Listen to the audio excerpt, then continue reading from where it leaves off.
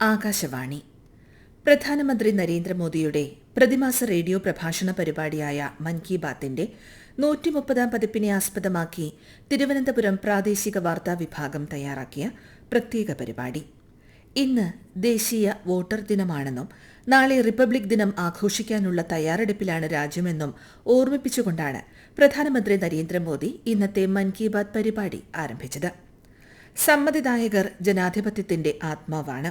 സാധാരണയായി ഒരാൾ 18 വയസ്സ് തികയുമ്പോൾ വോട്ട് ചെയ്യുന്നത് ഒരു സാധാരണ സംഭവമായാണ് കണക്കാക്കപ്പെടുന്നത്. എങ്കിലും വാസ്തവത്തിൽ ഏതൊരു ഭാരതീയന്റെയും ജീവിതത്തിലെ ഒരു വലിയ നാഴികക്കല്ലാണിതെന്ന് പ്രധാനമന്ത്രി അഭിപ്രായപ്പെട്ടു. അതിനാൽ ആദ്യമായി സമ്മതിദായകരാകുന്നത് ആഘോഷിക്കേണ്ടത് വളരെ പ്രധാനമാണെന്നും ഒരാളുടെ ജന്മദിനത്തിൽ ആശംസകൾ നേരുകയും ആഘോഷിക്കുകയും ചെയ്യുന്നത് പോലെ യുവതലമുറയിൽപ്പെട്ട ഏതൊരാളുടെയും കന്നിവോട്ട് വേളയിൽ അവരുടെ ഗ്രാമമായാലും നഗരമായാലും മുഴുവൻ പ്രദേശവും ഒത്തുചേർന്ന് അഭിനന്ദിക്കുകയും മധുരപലഹാരങ്ങൾ വിതരണം ചെയ്യുകയും വേണമെന്നും അദ്ദേഹം പറഞ്ഞു. ഇതുവഴി വോട്ടിനെക്കുറിച്ചുള്ള അവബോധം ജനങ്ങളിൽ വർദ്ധിക്കുമെന്നും വോട്ടറാകുന്നത് എത്രത്തോളം പ്രധാനമാണെന്ന തോന്നൽ ശക്തിപ്പെടുമെന്നും അദ്ദേഹം അറിയിച്ചു. जैसे हम जन्मदिन पर शुभकामनाएं देते हैं और उसे सेलिब्रेट करते हैं, ठीक वैसे ही जब भी कोई युवा पहली बार मतदाता बने तो पूरा मोहल्ला, गांव या फिर शहर एकजुट होकर उसका अभिनंदन करे और मिठाइयां बांटी जाए. इससे लोगों में वोटिंग के प्रति जागरूकता बढ़ेगी. 18 വയസ്സ് തികയുമ്പോൾ വോട്ടർമാരായി എല്ലാവരും രജിസ്റ്റർ ചെയ്യണമെന്നും ഓരോരുത്തരും ഭരണഘടന പ്രതീക്ഷിക്കുന്ന ഉത്തരവാദിത്തം നിറവേറ്റുകയും ഭാരതത്തിന്റെ ജനാധിപത്യം ശക്തിപ്പെടുത്തുകയും ചെയ്യണമെന്നും ഈ വോട്ടർ ദിനത്തിൽ പ്രധാനമന്ത്രി അഭ്യർത്ഥിച്ചു. സാമൂഹ്യ മാധ്യമത്തിൽ ആളുകൾ 2016 കുറിച്ചുള്ള ഓർമ്മകൾ പുതുക്കുന്ന രസകരമായ പ്രവണത ശ്രദ്ധയിൽപ്പെട്ടതായി പറഞ്ഞ പ്രധാനമന്ത്രി 10 വർഷം മുൻപുള്ള തന്റെ ഓർമ്മകൾ ജനങ്ങളുമായി പങ്കുവച്ചു. 2016 ജനുവരിയിൽ ആരംഭിച്ച സ്റ്റാർട്ടപ്പ് ഇന്ത്യയുടെ യാത്രയാണ് അദ്ദേഹം പങ്കുവച്ചത്. ആ യാത്രയിലെ നായകർ യുവാക്കളാണെന്നും സുഖസൗകര്യങ്ങളിൽ നിന്ന് പുറത്തു കടന്ന് അവർ കൊണ്ടുവന്ന നൂതനാശയങ്ങൾ ചരിത്രത്തിൽ ഇടം പിടിക്കുന്നതായും പ്രധാനമന്ത്രി പറഞ്ഞു.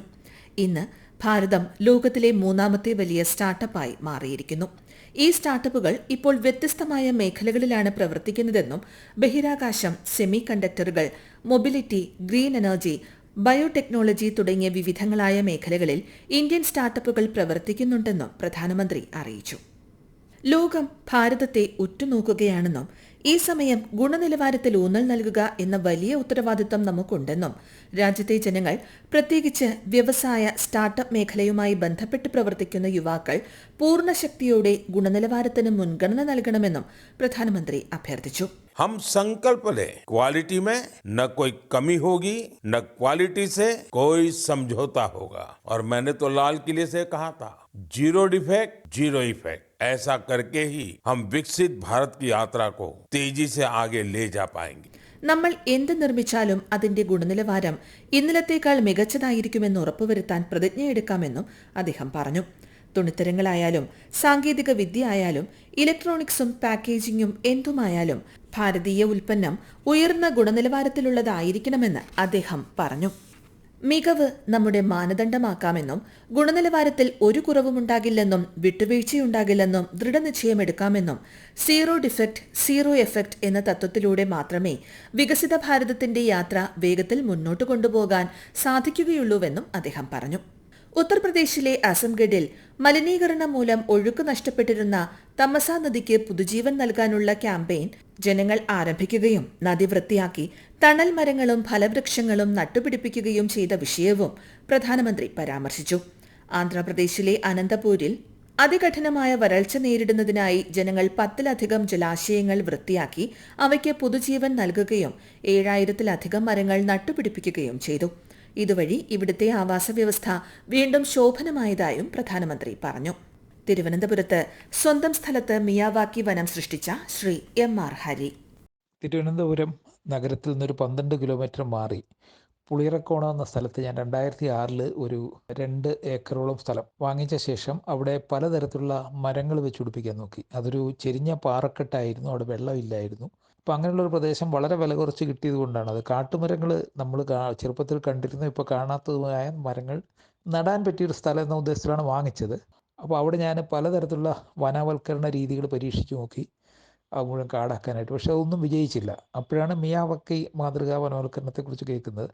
സത്യത്തിൽ അതൊരു വനവൽക്കരണ മാതൃക മാത്രമല്ല, അതിനു അപ്പുറം പ്രകൃതിയെ പുനരുജ്ജീവിപ്പിക്കുക എന്നുള്ള ഒരു ആശയമാണ് അദ്ദേഹം കൊണ്ടുവന്നത്. അതായത് ഈ മണ്ണിൻ്റെ സ്വാഭാവികത വീണ്ടെടുക്കുക. മണ്ണിലെ ഒരുപാട് ജൈവ ഘടകങ്ങളും സൂക്ഷ്മജീവികളും എല്ലാം ഉണ്ട്. മിയാവാക്കി രീതിയുടെ പ്രത്യേകത കൊണ്ട് ഒരു 25 വർഷം കൊണ്ട് ഒരു 100 വർഷം പ്രായമായ ഒരു വനം വളർത്തിയെടുക്കാൻ പറ്റും. ഇത് പുളിയറക്കോണത്ത് പരീക്ഷിച്ച് വിജയിക്കാൻ കഴിഞ്ഞു. ഗുജറാത്തിലെ ചന്ദനകി ഗ്രാമത്തിൽ മുതിർന്നവർ വീട്ടിൽ ഭക്ഷണം പാകം ചെയ്യാറില്ലെന്ന് പറഞ്ഞ പ്രധാനമന്ത്രി ഇതിനുള്ള കാരണം ഇവിടെ നടപ്പിലാക്കുന്ന കമ്മ്യൂണിറ്റി കിച്ചണുകളാണെന്നും അറിയിച്ചു. ഗ്രാമത്തിലെ എല്ലാവർക്കും ഒന്നിച്ച് ഭക്ഷണം പാകം ചെയ്യുകയും ആളുകൾ ഒരുമിച്ചിരുന്ന് ഭക്ഷണം കഴിക്കുകയും ചെയ്യുന്നു. 15 വർഷമായി ഈ പാരമ്പര്യം തുടർന്നു വരുന്നതായും അദ്ദേഹം അറിയിച്ചു. ഈ സംരംഭം ആളുകളെ പരസ്പരം ബന്ധിപ്പിക്കുകയും കുടുംബം എന്ന സങ്കല്പത്തെ പോഷിപ്പിക്കുകയും ചെയ്യുന്നതായി അദ്ദേഹം പറഞ്ഞു. ഇന്നത്തെ മൻ കി ബാത്തിൽ ശുചിത്വത്തെക്കുറിച്ച് സംസാരിച്ച പ്രധാനമന്ത്രി നമ്മുടെ യുവാക്കൾ അവരുടെ ചുറ്റുപാടുകളുടെ ശുചിത്വത്തെക്കുറിച്ച് വളരെ ബോധവാന്മാരാണെന്ന് കാണുന്നതിൽ തനിക്ക് അഭിമാനമുണ്ടെന്ന് അറിയിച്ചു. അരുണാചൽ പ്രദേശിലെ ഒരു കൂട്ടം യുവാക്കൾ ഒത്തുകൂടി വ്യത്യസ്ത നഗരങ്ങളിലെ പൊതുസ്ഥലങ്ങൾ വൃത്തിയാക്കുകയും ഇതുവരെ 11 ലക്ഷം കിലോഗ്രാമിലധികം മാലിന്യങ്ങൾ ശേഖരിച്ച് നീക്കം ചെയ്യുകയും ചെയ്തു. സമാനമായ ശ്രമങ്ങൾ ചെന്നൈയിലും രാജ്യത്തിന്റെ മറ്റു പല ഭാഗങ്ങളിലും നടക്കുന്നതായും പ്രധാനമന്ത്രി പറഞ്ഞു. വെള്ളായണി കായലിൽ ചെറുവെള്ളത്തിൽ മാലിന്യങ്ങൾ നീക്കം ചെയ്യുന്ന പ്രവൃത്തിയിലേർപ്പെടുന്ന ബിജു പുഞ്ചക്കരി. പുഞ്ചഗിരി വെള്ളായണി കായലിലും പരിസരത്തുമുള്ള പ്ലാസ്റ്റിക് മാലിന്യങ്ങളും അതിൽ വരുന്ന വേസ്റ്റുകളും ഒക്കെ പറക്കുന്നതാണ് ഞാനിപ്പം ചെയ്തുകൊണ്ടിരിക്കുന്ന പരിപാടി. ഒരു കുഞ്ഞു വള്ളം ഞാൻ ഉണ്ടാക്കിയത് വെച്ചാണ് ഈ പരിപാടിയൊക്കെ ചെയ്തുകൊണ്ടിരുന്നത്. ഇപ്പൊ അവര് ഒരു വള്ളം എനിക്ക് സമ്മാനമായിട്ട് തന്നു. പരിസ്ഥിതി സംരക്ഷണത്തിന്റെ പ്രവർത്തനങ്ങളും പ്രചാരണങ്ങളും പലപ്പോഴും മഹത്തായ പദ്ധതികളും വലിയ സംഘടനകളും വഴി മാത്രമല്ല സാധാരണമായ കാര്യങ്ങളിൽ നിന്നും സംഭവിക്കുന്നതായി പ്രധാനമന്ത്രി ഓർമ്മിപ്പിച്ചു. ഏക് പേഡ് മാ കി നാം എന്ന ക്യാമ്പയിൻ രാജ്യമെമ്പാടും നടക്കുന്ന വിഷയം എടുത്തുപറഞ്ഞ പ്രധാനമന്ത്രി ഇതുവരെ രാജ്യത്ത് 200 കോടിയിലധികം മരങ്ങൾ നട്ടുപിടിപ്പിച്ചിട്ടുണ്ടെന്നും ജനങ്ങൾ പരിസ്ഥിതി സംരക്ഷണത്തെക്കുറിച്ച് കൂടുതൽ ബോധവാന്മാരാണ് എന്നുള്ള വസ്തുതയാണ് ഇത് സൂചിപ്പിക്കുന്നതെന്നും അറിയിച്ചു. पर्यावरण संरक्षण की यही भावना आज बड़े स्तर पर भी दिखाई दे रही है. इसी सोच के साथ देश भर में एक पेड़ मां के नाम अभियान चलाया जा रहा है. इस अभियान से आज करोड़ों लोग जुड़ चुके हैं. अब तक देश में 200 करोड़ से ज्यादा पेड़ लगाए भी जा चुके हैं.